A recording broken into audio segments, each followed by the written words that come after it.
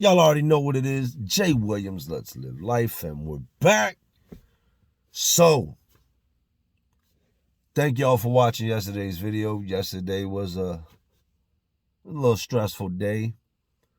But I want y'all to get the moral of the story with yesterday before we get into today's story, which is a banger, by the way. With yesterday, I just try to show y'all that no matter what you're going through, it could always be worse. Here it is the following day. I'm alive. I'm well. Went to sleep. Woke up. Got tested for corona yesterday. That came back negative.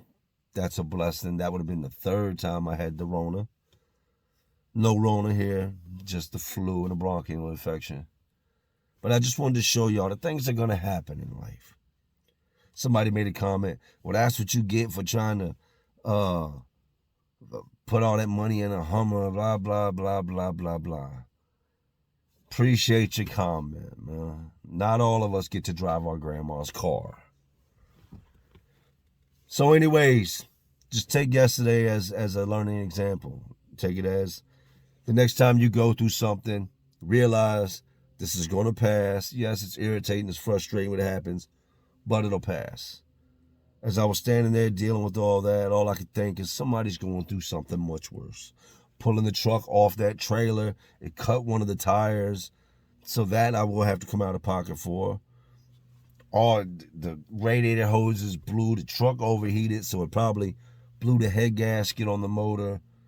The transmission shop's responsible for that because they did a bad job on installing the transmission. This is a 5-star transmission shop, a place I've taken tons of my vehicles, work trucks and other vehicles, to get transmissions put in. But it's not that serious, man. It's really not. If I got to get up today and walk to work, that's what I'm going to do. I'm going to throw my earbuds in, listen to my music, and I'm going to keep it moving. I'm going to make it happen, man. So just remember, it can always be worse. That's all I kept telling myself yesterday. I was just venting to y'all. We're family here. Me and these lifers, me and my viewers, my subs. I look at y'all like family, man. I love y'all. I help people, and y'all help me. Whether you know it or not, just by commenting, watching, and allowing me to speak, y'all help me. Now, let's get into the purpose of today's video. Prison fights, prison fights, prison fights. If you're going to sit here and tell me that you went to prison and you ain't seen nobody fight, I don't know what prison you went to. Or you were PC'd up the whole time and never in population. You were somewhere where nobody else could get to you. Or you were on like the honor crew, like you were on a low custody level, like a level 1 institute somewhere. And even there, people fight. Even there, dudes have disagreements. Just because you're level 1 don't mean you're soft. It just means that's what you got caught for, and that's what your points call for. But today, we'll talk about some of the fights I saw, some of the bad fights I saw, and the importance of not running your mouth after you get your ass whooped. You're not going to win them all. Say what you want, say what you may. You're not going to win all the fights, man. Impossible. Some dudes I've seen, Big E, K, dudes of that caliber, yeah, them dudes was, I don't know if they'd ever lost a fight. They may have when they were younger. But these are the type of dudes who would take 5, 6 grown men to take out. Not a whole lot of y'all out there. There's a lot of big men out there. But there's a difference between being a big man and being a big, crazy ass man. I know big men that are gentle giants. I've met guys that are 6'4", 6'5", 300 pounds that you could open hand slap in the face and would just turn the other cheek and walk off. Then I've met guys that were 6'4", 6'5", 300 pounds that if you slap them in the face, you just pretty much committed suicide, because he's going to tear your ass apart like an old Teddy Ruxpin. He's going to pull your legs, your arms, everything off and leave you laying there like a broken Mr. Potato Head. Like, you run up on him and slap if you want. You can get your damn slapper broke. But you're going to lose fights. Fighting and I'm going to say this several times to this video, it's not something I condone. It's not something I want to see anybody have to do. But when it comes time to do it, do it. Do it and get it out the way. Because not fighting, walking off in the fight, they say it takes a bigger man to walk away. In prison, the bigger man does not walk away. Walking away from a fight does not make you the bigger man. You may feel like the bigger man, but what it's going to do is it's going to cause more problems for your ass in the long run. Because once everybody sees that you pretty much just got chumped up, it's open season. You just got a big-ass spotlight put right on the side of you, and everybody's looking at you like, yeah, whatever I need, I'm just going to go take it from him because he ain't going to do nothing. He's just going to turn around and walk away. I'll go over there and slap the shit out of him right now. He ain't going to do nothing. He's just going to turn his cheek and walk away. Even if you lose the fight, guys are going to respect the fact that you got enough heart to get out there and fight. I haven't won them all. I've won more than I've lost. That's for damn sure, that's a known fact. I've won way more than I've lost. But I've lost too. So today we're going to get into getting into fighting. Some of these guys I know. What happens when somebody starts running their mouth after the fight? When somebody puts a battery in your back and winds your ass up like a teeter-tot toy and you tinker right back over there, messing with that same dude again that just messed you up. Sometimes you just got to know when to say enough is enough and call it quits, man. Anyways, y'all know I done seen it. You know I done lived it. So, let's relive it. Toronto McCall. Where do I even start with Toronto, man? With a name like Toronto, you would think he's Canadian. When he's actually a black dude from Norfolk, here in Norfolk, Virginia. I linked up with Toronto through selling him wine. That's how I initially met him. Told you there were times where I was the wine man. He'd come down and he'd cop wine from me. He had made a name for himself. Before I knew who he was one of those dudes you already knew who he was. Now, there was a lot of things about Toronto I didn't know initially meeting him. Some of it I would find out while locked up. Some of it I would find out afterwards. But Toronto McCall and his homeboy Edie, in 1994, killed another young man, 19-year-old by the name of Brian Garland, a high school student. They were supposed to rob him. Supposed to rob him of his weed, his gun, his beeper, at $600. Edie gets out the car to go get a pack of cigarettes or something along those lines. Toronto's in the back seat. Toronto pulls out, shoots him in his head, kills him. They were seeking the death penalty on him. But due to the fact that he was 15 years old at the time that he killed this boy, he ended up with 123 years. I want y'all to hear what I just said. 15 years old with 123 years, and I get it. He took somebody's life. The alternative was death, but the judge didn't feel that. The judge felt he was too young to be sentenced to death at such a young age. I've done some reading, and as y'all see, I'm posting clips. They said that Toronto went on to testify against Edie, which I guess Edie was the one that set the robbery up, and Toronto, I believe, took his older brother's gun and shot and killed this dude. So since Edie set it up and somebody died here in the state of Virginia, even if you didn't pull the trigger, you're just as guilty as the trigger man. If me and you, we decide to rob a bank and I decide to kill somebody in that bank, you just got a first-degree murder charge as well because you were there for it all. Had you not been there, you wouldn't be facing none of that. Toronto is, to say the least, he's a powerhouse. Dude's 6', maybe 6'1", light-skinned, bald-head black dude. And he's got that physique of a man that's been locked up since he was 15. He was 94 when he got arrested. And it was 2000, I want to say 2008, when I met Toronto. So,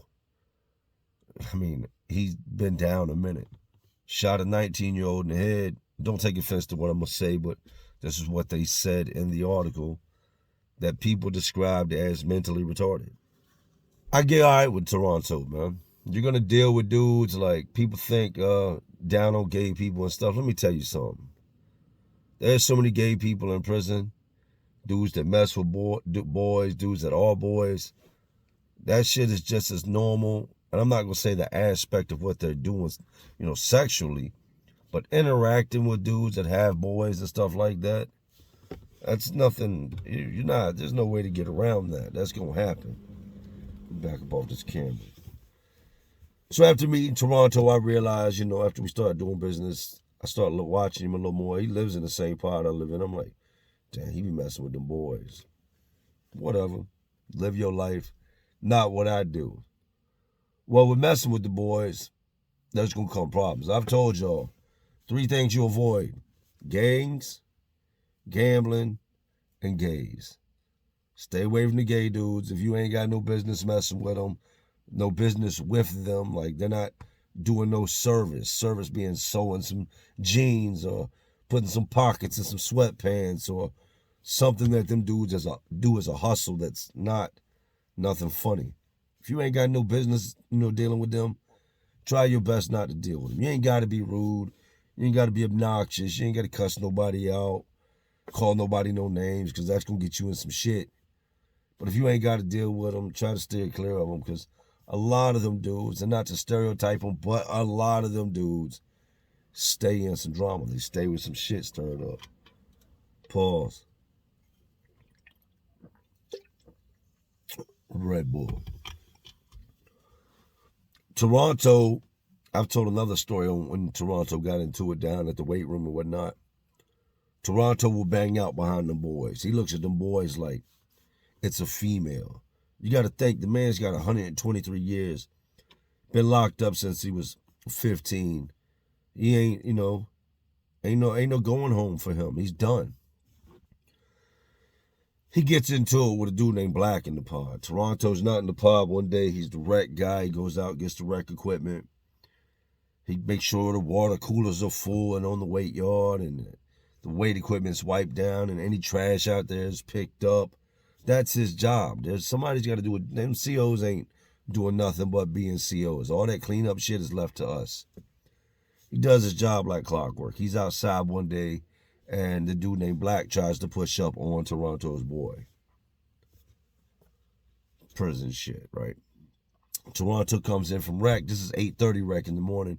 We would go out from 8:30 to 10:30, and then come in, do your little stuff, shower, lock down a little bit after 11, close to 12, come out for lunch. When Toronto comes in, he goes to the cell. I've been out there that day working out, lifting steel, lifting weights. We all come in at the same time, and Toronto would always work out. Jacked up dude, man. Dude just, not like Debo big, but just you could see he had that raw power. Black ain't no slouch, and Black got his name.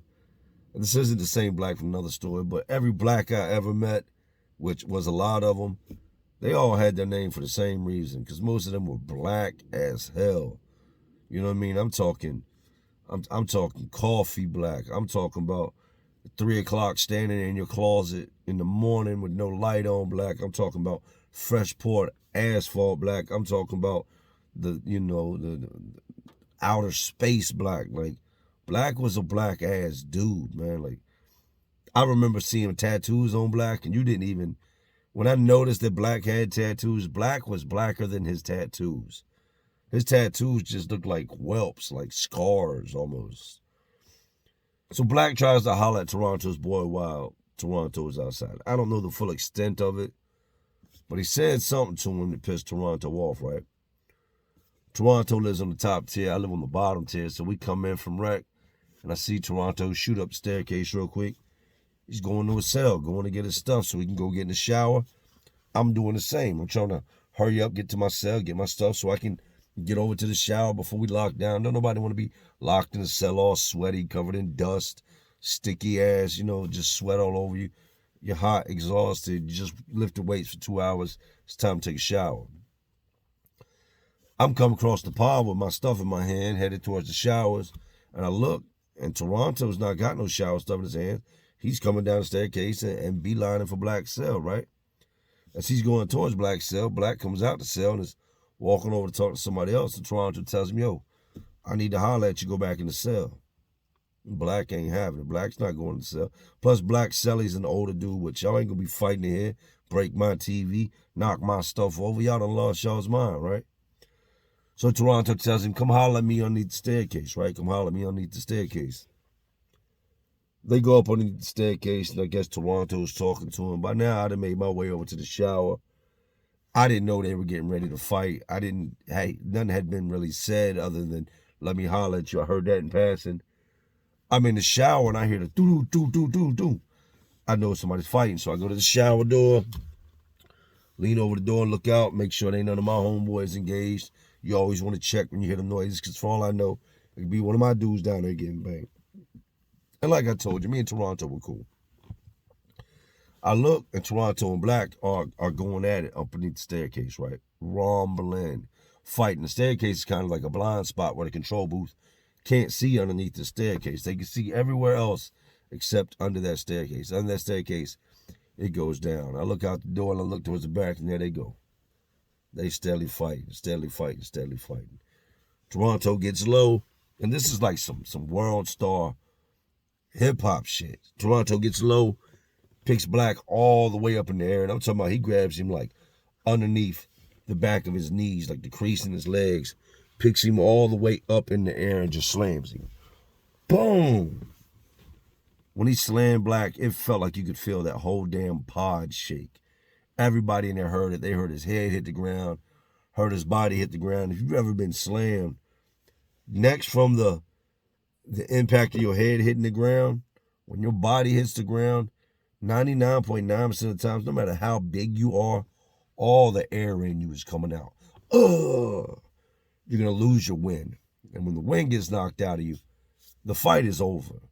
You're going to get your ass whooped because if you've had your wind knocked out before, it takes you a couple minutes to get your air back. Now imagine somebody's on top of you beating your ass and your head just got slammed.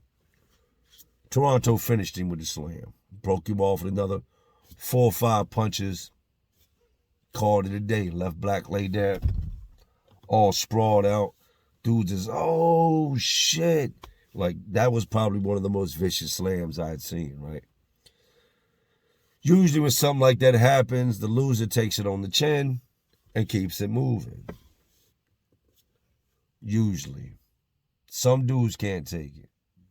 Now, under normal circumstances, Black's ass needed to go to medical. He had knots. Toronto had knotted his shit all up. And it's hard to put a black eye on a guy that's that black. No offense to my extra black dudes. Hey, it is what it is. God makes us how he makes us, right? It's hard to see a black eye on a guy that black. You could visually see the different colors around Black's eye, where Toronto would knotted his eye up, where he had all these knots and whelps and, different messed up parts of his face.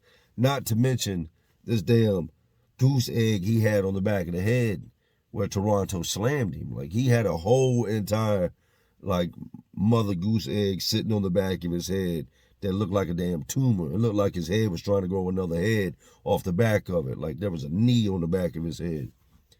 He can't go to medical.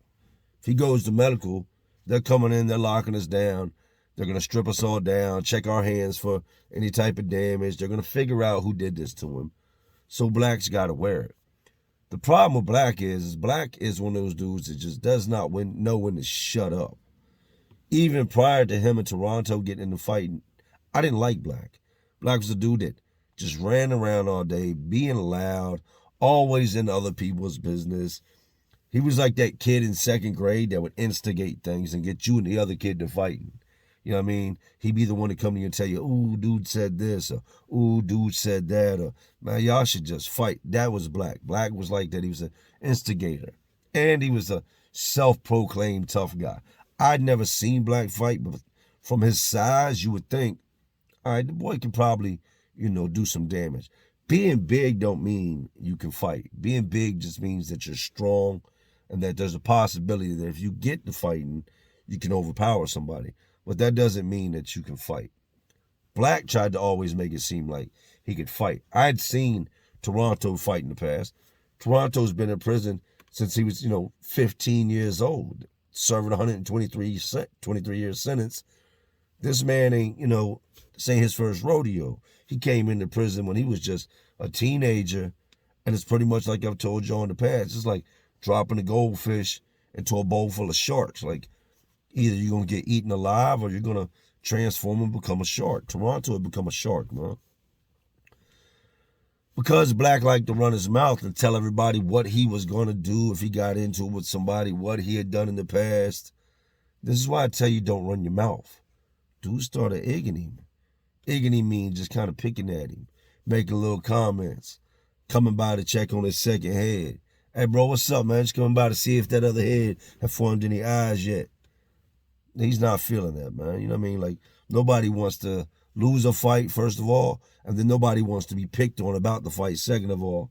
Dude's going by to say, damn, dog, sound like he broke the earth when he slammed you. Like, I swear to God, it sounded like a comet just hit the pod. Like, you all right? Like, is that thing on the back of your head going to crack open and something crawl out? Like, bro, you got an egg on your head, and you an extra black man with a black eye. How does that happen? Like, dude's just saying little shit. Dude's ego was hurt. Black should have just took it on the chin as, hey, I run my mouth a lot. Already got my ass beat. I can't beat him. Leave it alone. He doesn't leave it alone. Word makes it, he's telling other dudes, oh, this shit ain't over. Once this shit heals up, we're going to run that back, but this time I'm going to make sure I win. Comments like, this time I'm going to make sure I win. If that comment makes it back to me, that means the man's going to use a weapon or he's going to sneak me. I'm going to make sure I win. If you can't beat me one-on-one, you can't beat me on a head-up fade, then the only way you can ensure you're going to win is to stick me with a knife, stick me with a poker, or catch me when I'm not looking and rock me upside my head with something, right? It hasn't been a full week since him and Toronto fought. He's not coming out to sell much. He waits till we get certain guards on that are cool, that if they see you got marks on you and stuff, they don't care about it. They don't get caught up in that. You know what I mean? They're not there to do a bunch of paperwork or have people locked up. They want to just do their job and go home. So Black will more or less come out of his cell when the right shift was on, right? About a week into it, man, he's still it's not a tumor. It's starting to go down on the back of his head. His face is starting to heal up some. His eyes it was swollen damn near shut. Now it's halfway open again. I'm in my cell and it's first thing in the morning. Everybody's come out. We're on standby for chow, getting ready to go to chow. So it's probably 6:30, 6:45 in the morning. First thing in the morning, I hear sneakers. Skirt, skirt, skirt, skirt, skirt, skirt. Somebody's fighting, somebody's gritting. Without drawing attention, I walk out my cell. I've already brushed my teeth. Got a cup, hot water, and I'm coffee in it. I'm going to put hot water in it. And as I'm walking, I'm just kind of scanning the room to see where the fight's coming from. And I look over. Toronto's in Black's cell. Toronto's on top of Black, and he is punishing Black's ass, beating Black up. Like, he done did it to him once. Black wanted to run his mouth. He's doing it to him a second time, right? Toronto's asking him, and he's yelling this shit at this point. And it's a good thing we had the right shift on, or they would have called people. And I know the guard in the booth. I know she heard it. I know she had to see all the people looking over in that direction. Because when it's that early in the morning, whether you intend to draw heat or any type of attention, you're going to, because it's like shocked. Like, you just woke up and there's somebody fighting. You're like, you're going to look in that direction. She didn't do anything. She just went about her business, acting like she didn't do it. Didn't see it. And all you can hear is Toronto in there going, you gonna say anything else? You gonna say anything else? I gotta watch my back. You really gonna make me do this? I gotta watch my back. Huh? You gonna win the second time? You gonna win the second time? What about the third time, bitch? You gonna win next time? Say it's over. Say it's over. Say it's over. It's over. It's over. It's over. It's over. He pretty much made that man beg. And I could see it clear as day. Him sitting on him, and he's sitting on Black's back. Like, he's got him pinned down, and he's sitting on his back, and he's holding his head, and he's punching him inside his face, and he's punching that big ass alien egg on the back that he's got on the back of his head, smashing his face into the floor. After that, it was over. I got to talking to Toronto about the whole situation. Toronto was seasoned, you know. Like I said, he fell. Y'all see the clips. He fell in 94. And he said, y'all deal with things different, man. He said, when I came in the system, it wasn't none of that talking shit. And he wasn't gang related. He never got caught up in the gangs. Yeah, he messed with the boys. But he made it clear, when I came in, words meant something. If you said something to a man, you better be ready to wear what comes with it.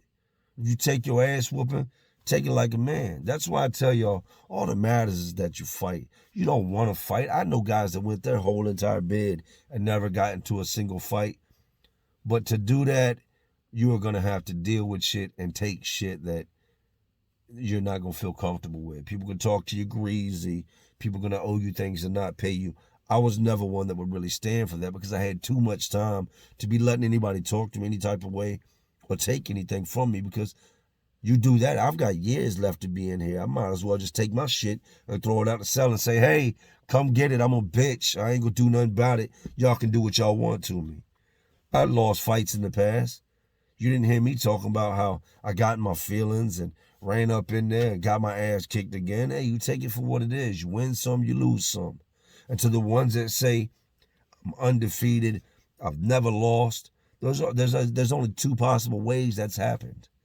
A, you haven't done a lot of fighting. You may have fought, but you haven't fought 20, 30, 40 people in your lifetime. And B, you're picking and choosing who you're fighting. When you got a whole entire nutcase that is known for breaking people in half, and he runs up on you and says, let's go, it's probably one of those fights you ducked. Because that's probably one of those fights, if you would have taken, that would be your lost story. Yeah, there are some people that are undefeated. But we done seen that's not what really happens. Sure, a bunch of people that jump in the comment section say, I've never been beat. I've never been beat. I've never been beat. Y'all watch MMA. Y'all watch boxing. Y'all watch all these different things. Even the toughest meets his match, man. Don't go running your mouth. If you're going to take your ass whooping, if you're going to go in there and fight, it's always good to win. Sucks when you lose. But at the end of the day, what matters the most is that you went in there and you handled your business. I do want to say rest in peace to the young man that lost his life. My heart goes out to the families. Anybody affected by that, it's a devastating thing, man. I don't want to paint like Toronto out to be like this, this mogul or nothing, man. He killed somebody and he's doing his time behind it. I just had to make that clear, man. Rest in peace to the young man that lost his life. Next story is about my homeboy TJ, man. Sadly enough, TJ lost his life after being released. I know I've done a story on TJ in the past, but he's no longer with us. Some of his family, his cousins and them tapped in. Hey, salute to y'all, man. TJ was part of the 22nd and T Street Boys. They did a roundup back in the day of all these dudes out there that was hustling. They were dope dealers. They came through and they got a whole squad of them just out in Churchill area in Richmond, cleaned up the area, took these boys off the street. TJ got caught up in the sweep. TJ told me, he said, Jay, I didn't even sell crack. He said, I was a dope dealer. Straight up. He said, I sold heroin. I stood on the block all day out, somewhere on 22nd Street. I'd be out there doing hand-to-hands. He said, couldn't re-up on the dope, so got to keep the money coming in. People come through, ask for crack here and there, so I went and got a pack that night and was just serving crack, hand-to-hands with crack. One of the people he serves gets pulled over. I got it from the ginormous black guy. And TJ, if anybody in the comments section, man, that knows TJ, Nightingale III, y'all can look up his story. Nightingale, Nighting with a K. Hill III. TJ was larger than life, man. TJ was just, I told y'all, when a man came in my cell, he had to turn sideways to come through the door because his shoulders were so wide. And this is a youngin'. Like, this dude is in his early 20s. So I could imagine what he would look like at 40, like if he had made it to 40. Unfortunately, TJ got out and was killed in his mother's driveway. He was robbed. shot dead in his mother's driveway. And ironically enough, don't quote me, but I want to say it was 19 years earlier, this same thing had happened with his older brother. So my heart goes out to the Hill family. If y'all see this, hey, I loved y'all's son, man. He was like family to me. He was a real good friend. Had he not have passed away, y'all would definitely, have met me. But hey, good to talk to y'all.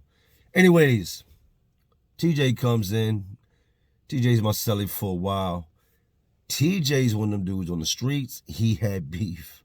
Like, he's not a dude that you would run up on and try to fight with because A, he was like that. B, he was that big. And C, gunplay was nothing to him. I read the police report. They had charged TJ with a whole pile of guns that they found in the vicinity of where he was at when he was hustling that night.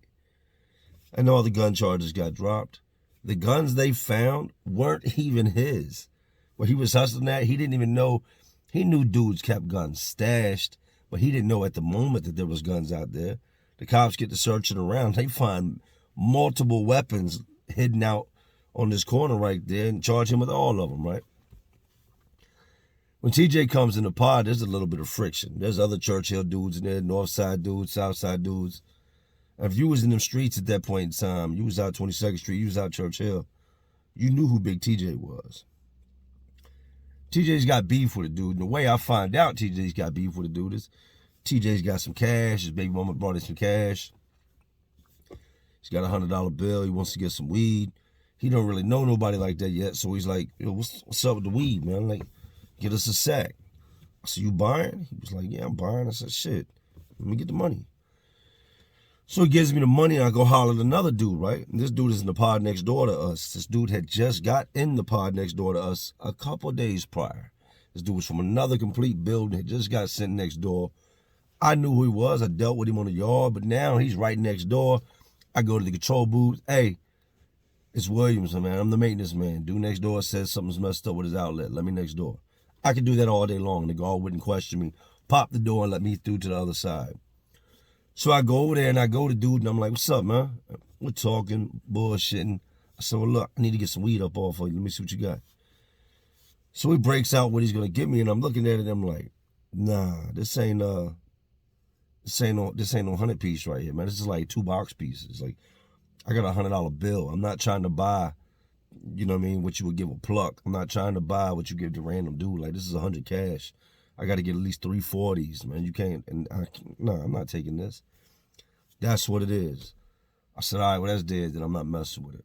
So I go back over my side, and I tell TJ, I said, nah, man, dude ain't playing fair. He's like, well, who you trying to holler at? I said the name, right? I mean, TJ hadn't crossed paths yet. When I said the name, he was like, what'd you say his name was? And it was his nickname. I told him again, and he was like, where's he from? I said, man, I don't know, Richmond somewhere. What does he look like? Call him to the back gate. Now, you could go to the back gate of the pod, and that gate would let out to go to rec. And right around that gate was another gate that was the pod next door to us. But there's a wall to separate us. But you can yell to the gate and talk to a guy that's 2 feet, from you. But there's a gate separating you and a wall. So I called dude to the back. I said, yo, go get such and such, man. My celly wants to holler at him. TJ goes back there. I'm standing there, and he's like, hey, man, what's up, man? It's Jay Selly, man. I'm trying to get the weed off you, man. He said you ain't trying to play fair. Yeah, well, who am I talking to? You talking to TJ. You know who I am. TJ from 22nd Street? Yeah, man, big TJ. What's up, man? Oh, I ain't got nothing for you, and dude peels out. After he peels out, I'm sitting there talking to TJ. I'm like, what's that about? He's like, dude's a bitch, man. I was like, TJ's a big boy. Like, y'all see the picture. TJ was a big ass dude, man. I can't stress that to you enough. Dude was huge. Like, he should have been in the NFL somewhere, right? TJ said, dude's a bitch, man, straight up. He said, like, I done had issues with these dudes in the past. They came around to where we was at talking that fly shit. They shot at us, so I just shot at them, you know what I mean? Like, I straight bucked on them, hit the car up one night. Dude that's next door was driving the car. I don't know if he got hit or not. I don't really care. But I know that we had beef in the streets and dude was talking shit, so I'm probably going to end up busting this dude's shit and taking his weed. Oh, man, look, TJ, chill out, man. You know what I mean? That shit's in the streets. We in prison now.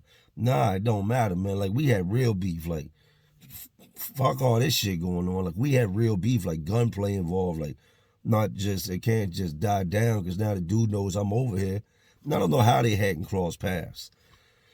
Now the dude knows I'm over here, like, he's gonna feel some type of way. I'm like, man, dude ain't built like that to be coming at you, bro. Like, I could see y'all fighting. It'd probably be a good fight, but I don't. He's like, nah, it ain't even gonna be no fight. Like, he knows how I get down. If he comes to me, he's gonna come at me with a knife or come at me with a weapon because he knows I'll beat his ass, right? I've told y'all before, man, this stuff always ends bad. Now, we had just come off a major lockdown, like maybe 2-3 days before this, right? So we haven't been having no wreck. We haven't been going outside. So now it makes sense, now I think about it, why they hadn't seen each other. We hadn't been on the rec yard or none of that. Rec's about to come back. We're supposed to start going back to rec tomorrow. TJ's already told me, look, I'm going to holler at dude and, you know, see what's up with him. And if he wants pressure, then I'm going to give it to him. I might just break him off just on the strength of we got beef on the streets. I'm not going to walk around this bitch watching my back. Not that TJ was scared or nothing, just TJ's a street dude and he's not stupid, right? Before we can ever even get to rec, word makes it back over to us. My homeboy calls me to the gate. Hey, Jay, you in the cell with Big TJ? Yeah, that's my dude. What's up, man? Dude over here is talking like reckless out the side of his neck. I'm like, word? And dudes always do this. They like to stir shit up, but then say, but look, leave my name out of it. Like, because he ain't the type, he ain't built to fight this big ass dude. He don't want no problems with this big ass dude. That shit that he just did will get it to where his head's cracked. I said, well, what'd he say? He said he's going to wet him up. Said that when they get on the yard, like, TJ tried to kill him on the streets, and they get on the yard, he's going to make an example of him in front of everybody, right? I said, so what you want me to do, man? You just told me that you want me not to say nothing to TJ, or you just telling me to give me the heads up? He's like, I mess with you, and TJ's good people. Like, let him know, but don't let him know it came from me. Like, dude didn't tell me, but I've heard dude telling his dudes what he's going to do when they get on the yard. I said, all right, bro, good looking, man. My dude's not nobody that's going to lie. He's not going to come to me unless it's some real shit. And not only that, whatever pops off with TJ, with me being his cellmate, me rocking with him, me walking with him, there's 100% chance that I'm going to be right there in the middle when this shit jumps off. If they run up and start attacking TJ with knives, I'm obligated. I have to jump in there. I have to fight. I have to do what I have to do. It may lead me to stabbing somebody. I'm almost 1,000% gonna get stabbed because this dude's not gonna come at TJ by himself, right? TJ's talking to somebody. No, TJ was on the phone. I said, yo, bro, when you get off the phone, holler at me. He gets off the phone, comes over to the cell. He said, what's up? I said, yo, dude wants all the smoke, man. He's like, what you mean dude wants all the smoke? That your ass dude ain't gonna do nothing. I said, bro, dude just told me I'll hit you up on the yard. Said as soon as we get this wreck back and we go outside, and he's got a nice little squad. TJ said, I don't give a shit. I tear all them boys' heads off. Like, none of them boys want to see me, man. I go over there and smash that dude. Well, so what's he saying? What he wants to fight? Because we can fight. Like, I'll go over there right now. We can fight. I said, nah, the term was he's going to wet you. Who said he was going to? I said, look, man, we're not going to. You know I can't do all that. I'm just giving you the heads up. Dude's going to wet you up when you get on the yard. I'm more than likely going to be with you, so we need to be ready when we go outside because it's going down. It's going to go down. First time we have wreck, you know, him and his squad, his boys from where he lives at, they coming up on us and we got to get to wrecking. So get ready, you know what I mean? I'm going to get the knives out of the Bama spots and we'll just take it to the yard. I don't need no knife. I'm Big TJ. I don't need no knife. I knock his head off, right? I said, well, I'm taking my knife, man. I'll take yours too. I'll take both of them. I'm Jay. I'm not TJ. I'm not 6'2", 6'3", 250, 260. You know what I mean? I'm 5'9", 215, 220 at the time. Like, I'm taking two knives and you don't want yours? I'll take yours for you. Following day, they called standby for wreck. When we went to chow that evening, TJ was looking for him. Kept sitting in the chow hall parlaying, just taking his sweet time. And I'm like, bro, you looking for trouble, man. Like, there's too many guards in here. There's too many witnesses. Like, we don't need to do this shit in here. What if they come in? You sitting here waiting to see if they come in. If they come in right now and it pops off, it's because you're parlaying, trying to make it pop off. Well, ain't nobody gonna run me from nowhere. Look, man, I'm not saying nobody's running you from nowhere. I'm saying this is not a good look right here.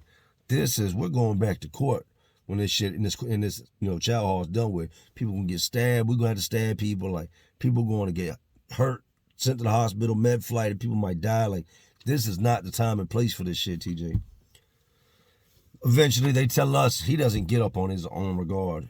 They tell him, hey, y'all done eating. Y'all need to go ahead and clear out. We go back to the building. Now we're standing in front of the building, in the front open area, just standing there waiting, right? Guards come in. Hey, y'all done ate, man. Get back in 100 pod. Get back in 100 pod. We go in. That's the end of that day. Following morning, we go to chow. We come back. We're on standby for rec. And they would usually let us out the front door, and then we go around the side of the building, come down. They'd unlock the gate, and we'd all go into the rec yard. They also have both gates at the back of our pod, one on ours, one on the pod next to us. They would unlock those gates, unlock the fire emergency door on the back of the building. Every building's got like a fire emergency exit. They unlock both those gates at the same time, unlock that main door that goes to the rec yard, and we all, both different sides of the pods, make their way down, and boom, out that gate and out that door. We go out the door, we're in like the first maybe 10, 15 people, and they let us out before they let that side out. We're outside, and I said, come on, man, let's spin some tracks. We'll catch them when they come out. TJ's like, no, I'm going to stand right here and wait for them to come out the door and see what it is, right? They still have not seen each other eye to eye. Just that small conversation they had through the gate, and that was it. We're standing outside the building. We hear our gate clang shut because it's only about 8 feet from the back door. We hear the second gate clang open, and the guys from 200 par start coming out.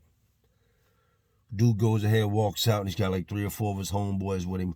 Walks right past us. We lean back against the wall, and TJ's watching him. They walk by. TJ slowly just starts walking behind him. Says, yo. Dude turns around. Imagine what it would sound like if you took Thor's hammer and smacked that bitch against a tree, or one of the greatest home run hits you ever heard, just that scrack. When you hear that baseball bat hit that bat, that is what it sounded like when TJ punched that boy in his face. TJ punched him with his eye, his cheek, and all that shit is supposed to look all pretty one time. Without a word, dude turned around and looked, and when he looked, TJ hit him. Boom! Didn't look like he even gave it 100%. Looked like maybe he gave it 60%. Dude stumbled back a couple feet, and we see somebody get hit. They stumble back, then they recoup. Dude stumbled back a couple feet, but instead of recouping, he just kept stumbling until he fell over. Boom, hit the dust. Out. I'd seen so many different people get knocked out with one-hitter quitters in prison. There's some knockout artists in prison, and TJ was one of them. TJ knocked dude, slumped him all the way out, squared up with his homeboys, and was like, what's up? By now, I pulled the knife, come up beside him, stand there with the knife beside me, because we still got a guard standing inside the building. TJ's done jumped the gun, bang her out on my side like, oh, I'm going to prison forever, man. I'm never getting out of prison. First person I stabbed, soon as somebody else, surprised they ain't here to punch. That guard's going to come running out this door, and here I am caught, right? Dudes reach over and start helping their homeboy up, but they're watching TJ at the same time, like, hoping he don't swing off on one of them. All right. You got him. Dude finally gets up with his face sitting up like this. TJ still standing there. By now, I'd have put the banger away because they ain't pulling no weapons. They ain't got no knives. And we're just standing there. TJ waits for him to wake all the way up. I asked the dude, you got anything you want to say? All that shit that happened in the streets was in the streets, but you want to bring it to prison and run your mouth, man. I knew this shit was going to happen. I knew I was going to run into dudes, and y'all know what I'm about. Don't ever come at me like that again. Dude is just playing the dummy role. Like, he don't know words that made it back to TJ. He's going to wet him up in the yard. Dude is just still, like, groggy. Just got knocked all the way out. Look, not really sure what happened. Probably don't even remember getting punched, right? TJ said, man, this shit. I'm going back in the building, man. Turned around and went back in the pod. I said, yeah, this is crazy. Linked up with some other homeboys, spent the rest of the rec period. That was it. Never heard nothing else about it. TJ ended up going to the hole over a damn pancake tray. Big dude. Another 2 pancakes wouldn't suffice, TJ's appetite. We in the chow hall one morning. TJ bucks on the second tray, eats the pancakes from the sergeant. Came and locked him up. That'd be the last time I saw him until I seen the newspaper clipping where he'd been gunned down, man. But yeah, it goes to show you running your mouth. TJ damn near took him out the first time, but he didn't. Didn't kill him. Dude should have came to prison and said, hey, look, that shit we had going on in the streets is dead, because he knew he didn't want that smoke. But he got what he was looking for by running his mouth. I miss TJ, man, looking back. So to be such, you ever met somebody that everybody else is afraid of, or somebody that the average dude wouldn't even approach, but you get to know them and you're like, damn, this is a good ass dude, man. TJ was a good dude, man. He is missed and will forever be missed.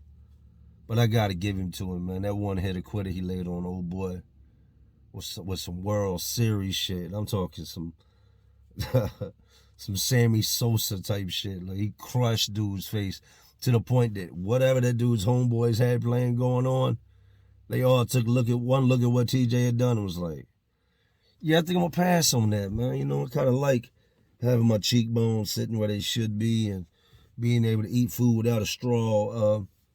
Yeah, I'm gonna pass on that. But yeah, once again, man, R.I.P. TJ, Mr. Hill, man. Salute, bro. When I tell these type of stories, I'm grateful. I ask myself, would I be here today if I'd done one thing different when I got out? If I went back to where I used to be, would I still be alive, or would somebody be making a video on me? I made a lot of changes so that I could be here today. From what I've read, TJ got in a little bit more trouble once he got out, but it turned his life around and was on the up and up when he got murdered. All it takes is bad judgment, making enemies, wrong place, wrong time. My time is spent at work and with my family. I don't want to end up a statistic. I'm not ready to go yet. And I definitely don't want to go out like that, man. No mother or father should ever have to bury their child. And then for the guy that killed TJ, he's got parents as well. And they've got to deal with their child being locked up for the remainder of his life. Dude got a life sentence to kill TJ. That's why I tell y'all, think before you act. Don't run with these dudes, man. Don't cut them off. Go ahead and be normal now, because you're just going to end up growing up to be normal one day anyway. Start now. Don't wait till you're 50, 60 years old and decide, you know what, man, I just want to be an average dude. I just want to work a job. Don't wait till you done did 10, 15, 25 years, been shot 3 times, in and out of the system and say, hey, you know, the purpose of life is to love one another, look after one another, and just live it to the fullest. Sucks sometimes telling these stories, man. People you haven't thought about in a while, situations you haven't thought about in a while. They play over in your head. After I'm done with this story, man, I'll think about TJ for the next few days. You know, I think about it from time to time. Telling the story today makes it fresh. It makes it real. The reality that he's gone. A lot of my friends are gone. Most of my friends are gone. The ones that aren't gone are in prison, really bad off on drugs, on their way to prison or to a grave. And I've got a small, select few that actually made it out. You can make it out. But anyways, man, these detention centers, these jails, these penitentiaries, the facilities, they're all just crazy worlds outside of this already crazy world we live in. And as always, y'all know what I'm doing. I'm just trying to keep y'all entertained. Are you not entertained? And like always, this is Jay Williams. Let's live life. To all my real ones, and there are some real ones watching, because y'all still watching me. And y'all know how we do. Salute. Rest in peace, TJ.